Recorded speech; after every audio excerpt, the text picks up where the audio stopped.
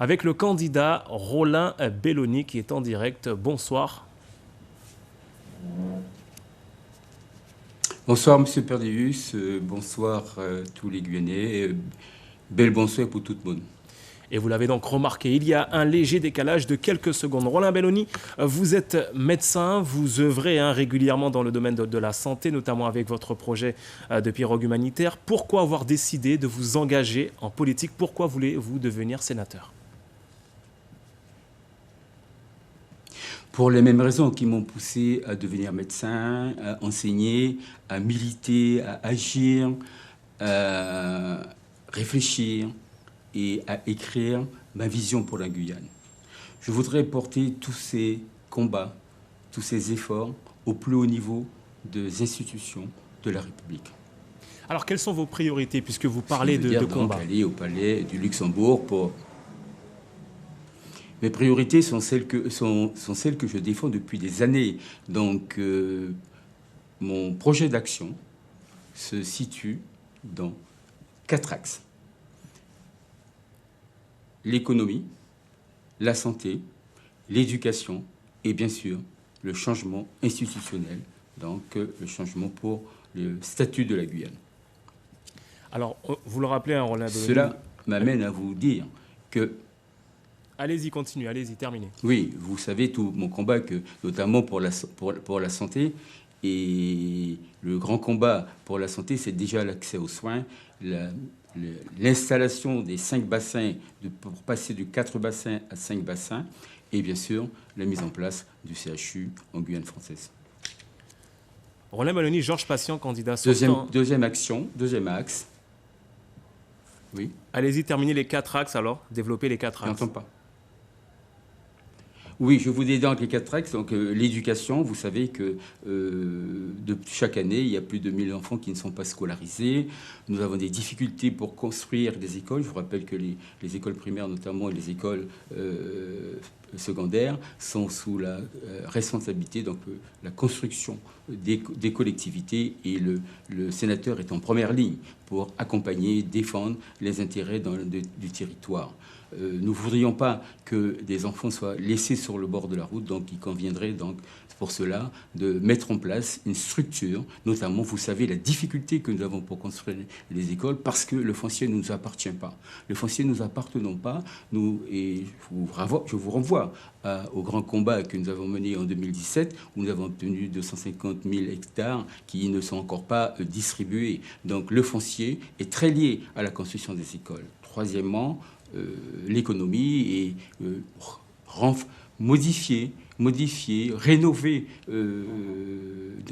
l'octroi de mer, qui est un impôt plus ou moins douteux, qui est censé apporter une ressource, des budgets aux collectivités. Donc il faudrait une meilleure répartition et une meilleure organisation de l'octroi de mer. Et puis bien sûr, le dernier point le plus important, qui est le changement institutionnel pour avoir un statut à la carte, que nous puissions décider nous-mêmes avec des dotations, des dotations qui sont des dotations propres à la collectivité, et bien sûr des dotations partagées avec l'État, sans oublier que nous laisserons les dotations régaliennes, et nous voulons tout simplement avoir un changement pour décider nous-mêmes, en respectant les vérités de notre pays, tout en restant dans la République. C'est ce que j'appellerais une République décentralisée. On comprend bien, donc, docteur Rollin Belloni. Alors, cette élection a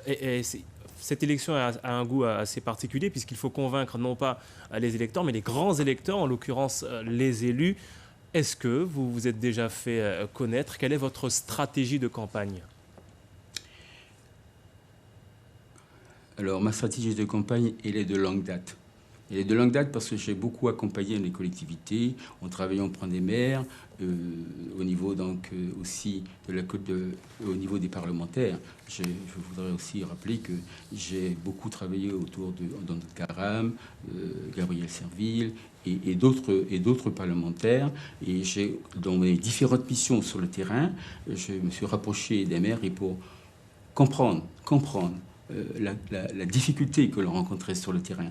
Donc mon mon action sera une action représentative, bien sûr, des collectivités territoriales au sein du Sénat, mais surtout être plus proche du citoyen, car avant tout, le citoyen passe par une organisation qu'est la mairie, et cette organisation-là, je dois la défendre, l'appuyer au sein du Sénat. Donc toutes les collectivités, qu'elles soient dans mairie ou collectivités rurales, doivent être défendues tant sur le plan financier, donc avec les lois de finances, parce que vous savez que le Sénat est le lieu où on défend donc, et on appuie, on apporte le soutien aux collectivités territoriales. Donc mon rôle sera à la fois, en fait, ce serait agir au plus près des besoins et même en étant au plus loin du pays. Car jusqu'à présent, tout se décide à Paris. Roland Belloni, aujourd'hui, vous vouliez avoir le soutien de Rodolphe Alexandre. Vous vouliez avoir le soutien de Rodolphe Alexandre. Où en est ce dossier? Qui vous soutient concrètement, réellement, aujourd'hui? Oui. Dernière question. Mes soutiens, ce sont les collectifs. Mes soutiens, effectivement, j'ai eu l'occasion d'échanger avec Rodolphe Alexandre, où je lui ai parlé de ma candidature. Il n'a pas été opposé.